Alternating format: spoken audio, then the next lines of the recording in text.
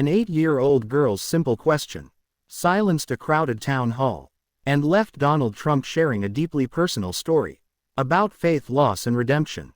What happened next moved everyone to tears.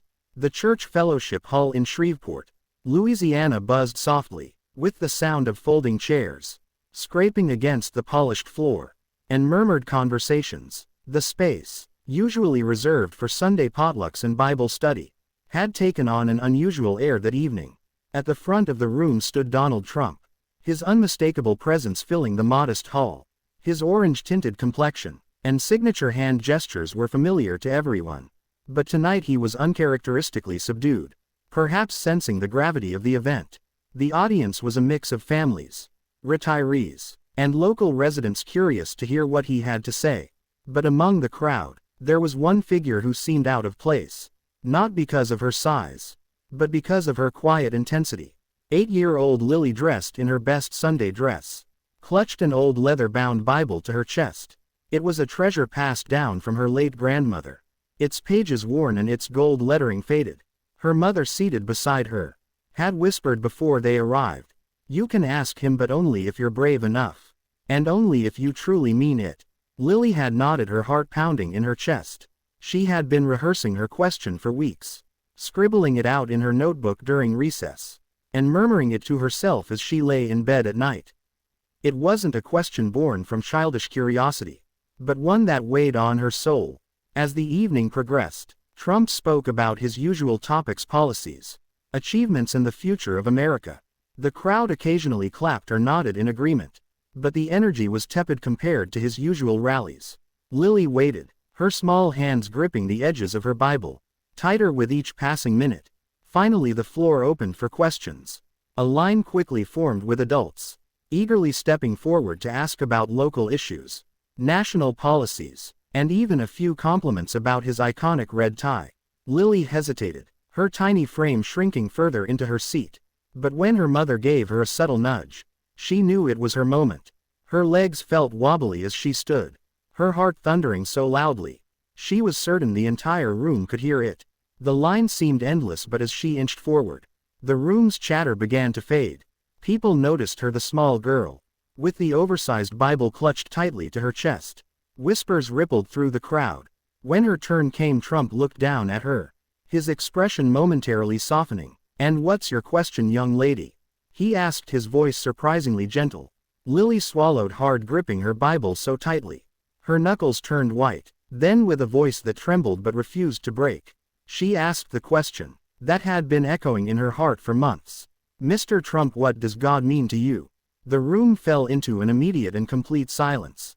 Eyes darted between the girl and Trump, the weight of her question pressing down on everyone like a tangible force. For a man known for his rapid-fire answers, Trump didn't respond right away.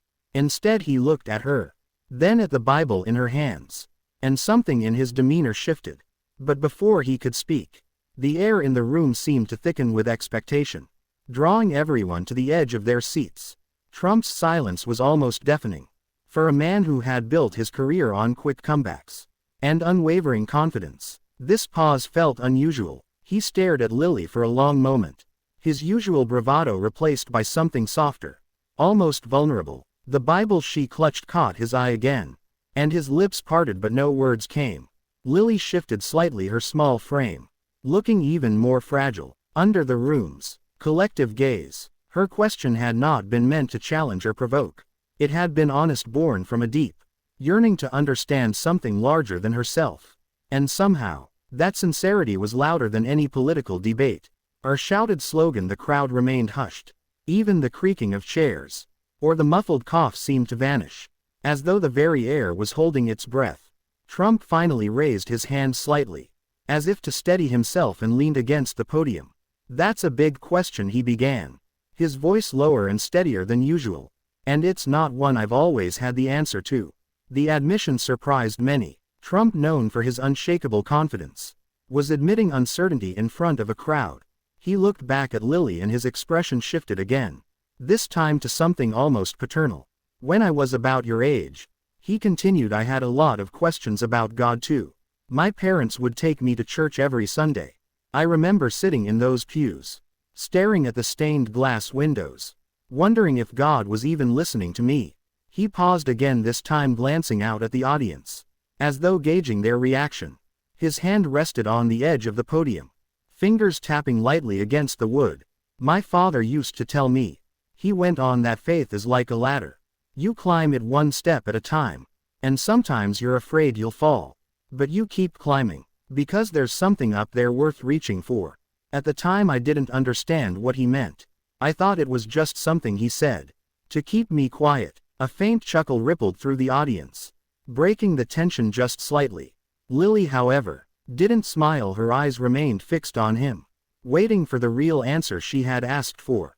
Trump leaned forward slightly, his tone softening even more. But as I got older, life threw a lot of challenges my way. I faced losses, failures, and moments where I wasn't sure if I could keep going. In those times, I didn't always feel like God was with me. Sometimes I was angry at him. Other times, I thought maybe he'd given up on me altogether.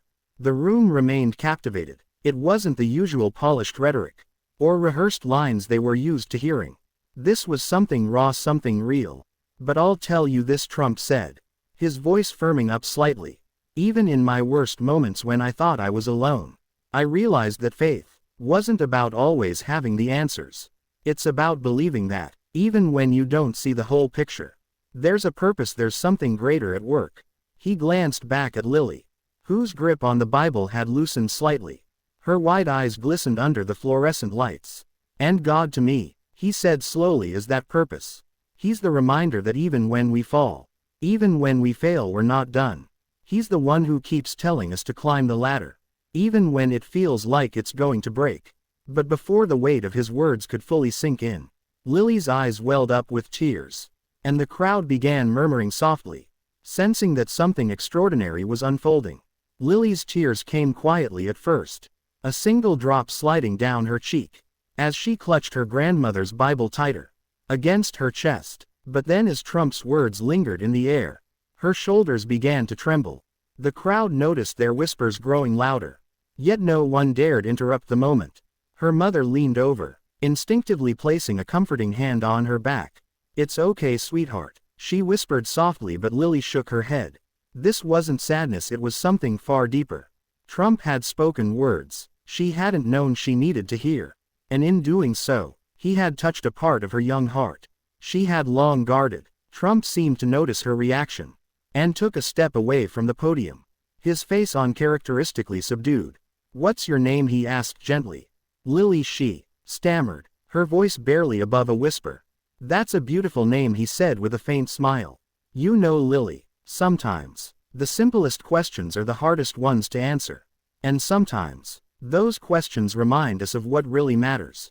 Lily nodded, her tear-filled eyes never leaving his. My grandma used to say that too, she said softly. She said, God is always listening even when you don't hear him. Trump's expression flickered with something unspoken, a mix of admiration and understanding. He took a deep breath, turning his attention back to the crowd. You know, this little girl just asked a question that most adults are too afraid to ask.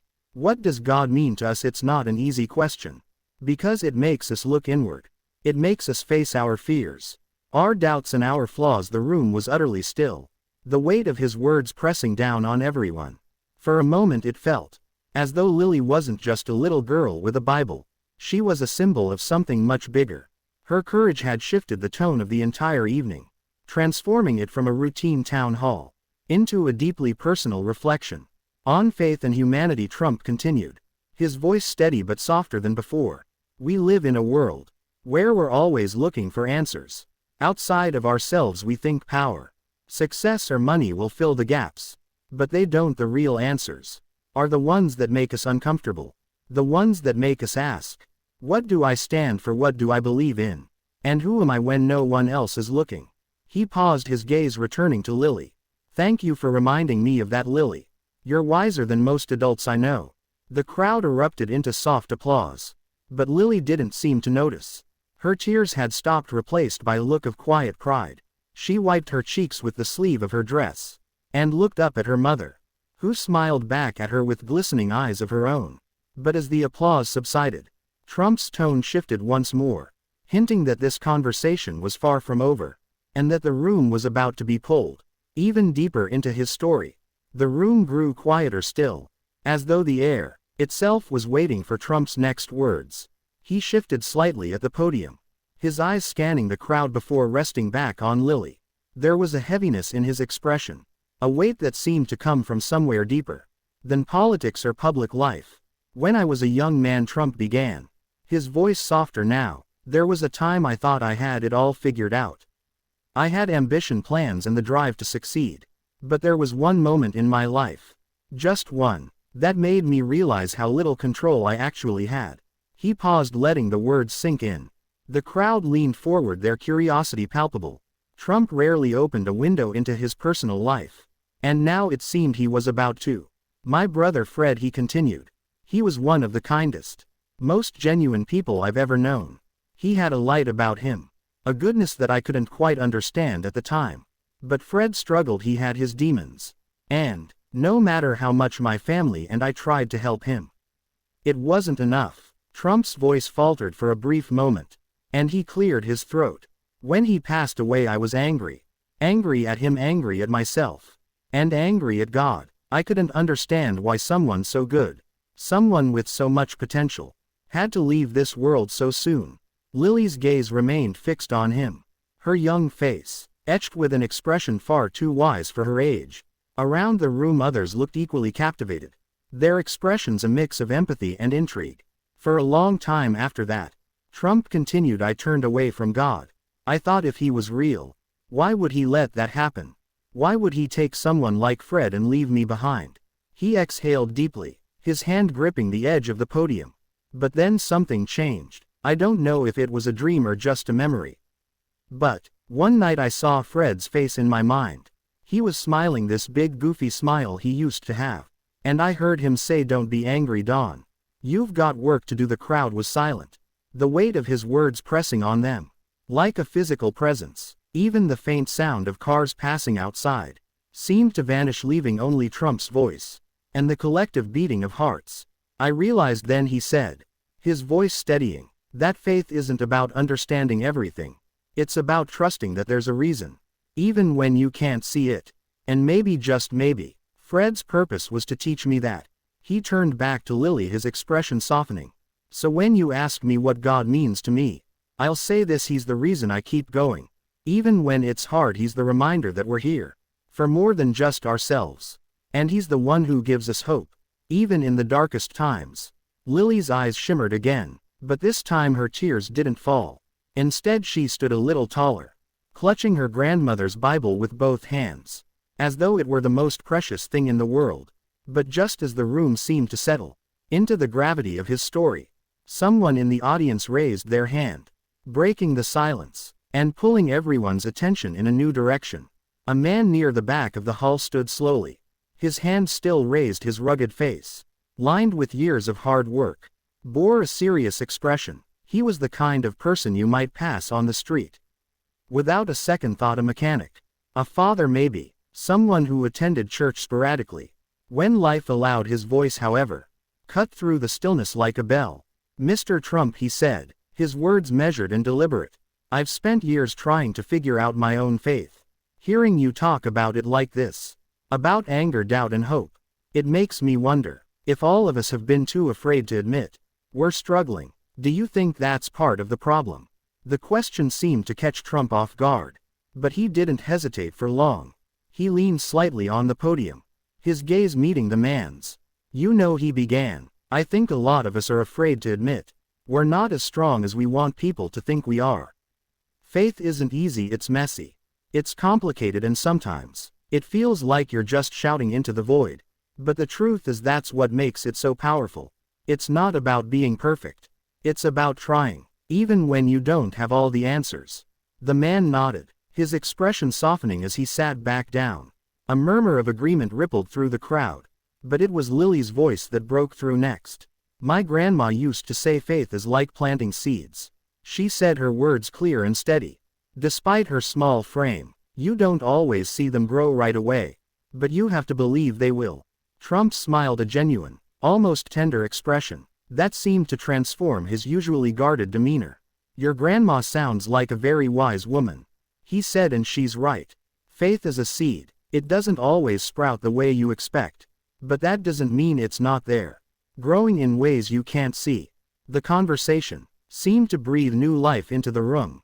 People began to nod, share glances, and even whisper quietly to those sitting beside them. What had started as a structured town hall had shifted into something far more personal, a shared reflection on life's challenges, doubts, and moments of grace.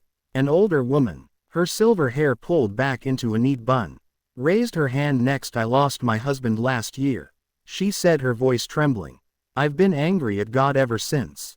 I feel like I've lost my faith entirely. Do you think it's too late to find it again?" Trump stepped closer to the edge of the stage, his voice soft but steady. "It's never too late," he said. "Faith isn't something you lose forever. It's something that waits for you.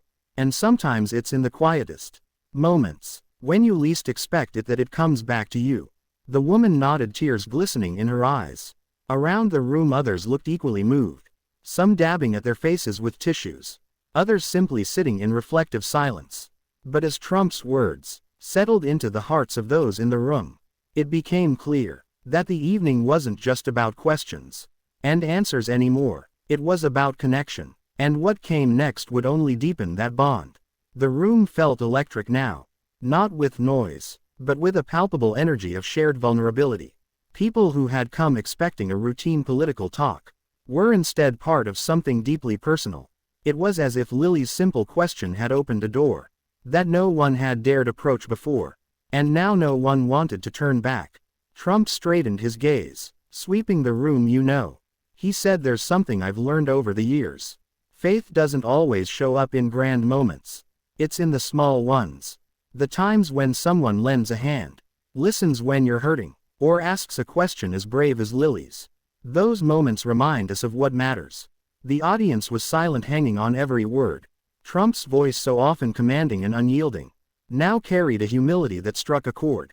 He gestured toward Lily. "This little girl reminded me tonight that faith isn't just something we talk about. It's something we live, and when we live it, it spreads." At that, Lily smiled faintly, her cheeks still flushed from earlier. Her mother pulled her close, whispering something in her ear that made the girl's smile widen just a bit more. Trump's tone grew firmer. "We're living in a time when it feels like the world is pulling us apart. Politics, opinions, differences, but faith has the power to bring us together. It's not about being the same. It's about understanding that we're all climbing that same ladder, one step at a time, no matter how different our paths look." A ripple of applause began, slow at first but gaining momentum. People stood clapping, not just for Trump, but for the moment itself, for the courage it had taken Lily to ask her question, and for the answers it had drawn out of everyone in the room. As the applause subsided, Trump leaned in one last time. "So tonight I'll leave you with this. Ask yourselves what faith means to you, and don't be afraid of the answer, no matter how uncertain it might be. Because faith isn't about knowing, it's about believing." He paused, letting the weight of his words settle before adding, "And if you found something tonight that touched you, hold on to it, let it grow, and share it with the people who need it most." The room erupted in applause again, but this time it was punctuated with hugs, handshakes, and even a few tears. Strangers who had entered the hall with little more than polite nods now lingered, exchanging smiles and stories. It was as if a collective weight had been lifted, replaced by a quiet hope. Lily, now standing with her mother, watched Trump step away from the podium. He walked over to her, kneeling slightly so they were eye to eye. "Thank you, Lily," he said, his voice low but sincere. "You've got more courage than most people twice your age. Don't ever lose that." She nodded, her small hand extending to shake his. "Thank you, Mr. Trump," she said, her voice steady now for answering. Trump stood, giving her a faint smile, before turning back to wave at the crowd as he exited. The room remained alive with chatter, the people clearly changed by what had just unfolded. Lily looked up at her mother, her voice soft but determined. "Grandma would have been proud, wouldn't she?" Her mother smiled, tears welling in her eyes. "She would have been more than proud, sweetheart. She would have been amazed." As the hall slowly emptied, the lingering message was clear. Sometimes the bravest questions led to the most unexpected answers.